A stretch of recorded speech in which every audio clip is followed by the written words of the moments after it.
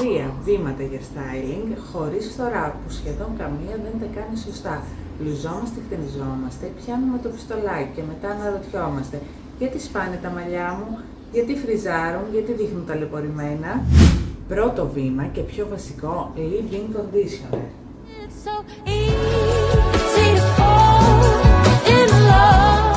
Τα βρεγμένα μαλλιά είναι στην πιο ευάλωτη φάση τους και χωρίς προστασία το χτένισμα τραυματίζει την τρίχα. Έτσι, ξεμπερδεύεις εύκολα χωρίς σπάσιμο και χωρίς να ταλαιπωρείς την τρίχα σου. Δεύτερο και πιο συχνό λάθος, θερμότητα χωρίς θερμοπροστασία. Αν στεγνώνεις τα μαλλιά σου χωρίς heat seal, δεν τα στεγνώνεις, τα καίς. Τι κάνει η θερμοπροστασία? Η θερμοπροστασία δημιουργεί ένα φιλμ που προστατεύει την τρίχα.